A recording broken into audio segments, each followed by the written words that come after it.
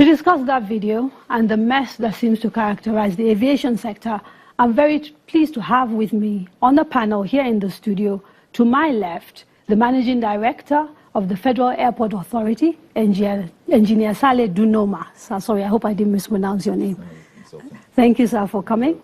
Sitting next to him is the Director General of Nigeria's Civil Aviation Authority, Captain Mukhtar Shuaibu Usman. Sir, thank you for coming.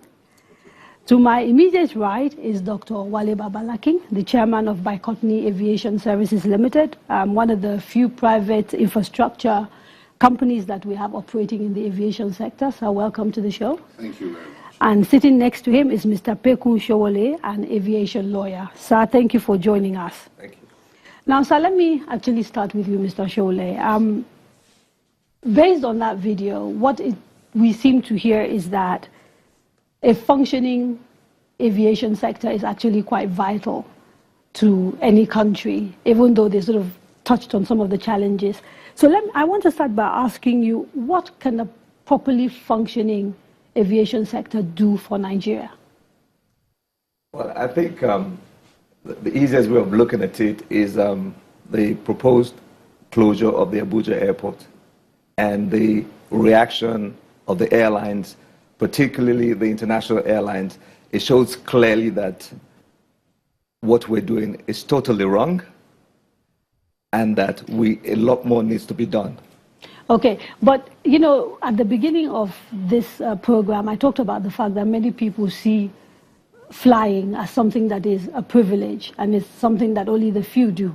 So the issue of closing down airports and all that, I want to start by establishing whether we actually think aviation is central or not.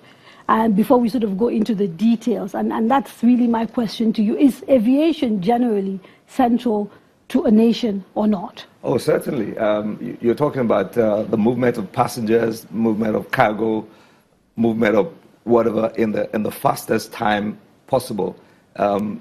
If you want to get that done, aviation is the airline and flights is the best way to get that done. So a nation cannot survive, particularly where you have a massive landmass and where you need to connect and people need to move from place to place without having flights and developing the local capacity of the sector. How significant is aviation, Dr. Babalaki? Aviation is integral. It is very significant. It will shock you to find out that flying is still the safest way to travel. When you compare the number of flights that are undertaken with the number of lives that are lost in the process, occasionally, to any other means of transportation, aviation is still the safest way to move around. It's also the most economical.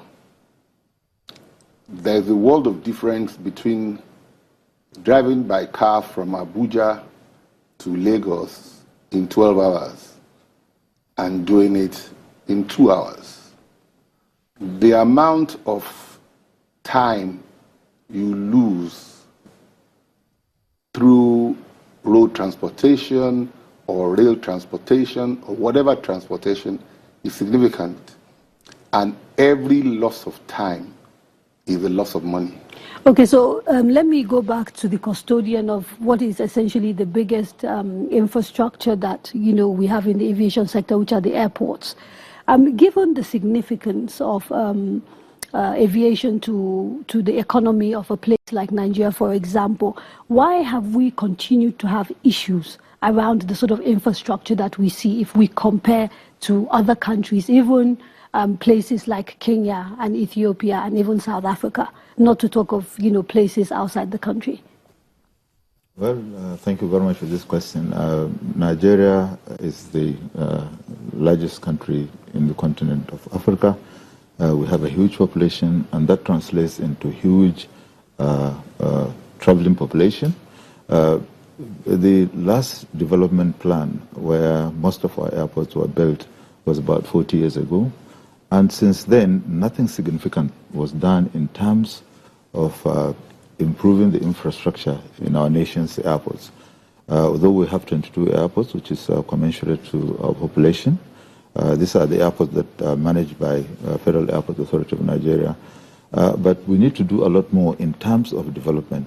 Over the years, the number of flight movements have increased, the number of passengers have increased, and in some cases with about 200 to 300%.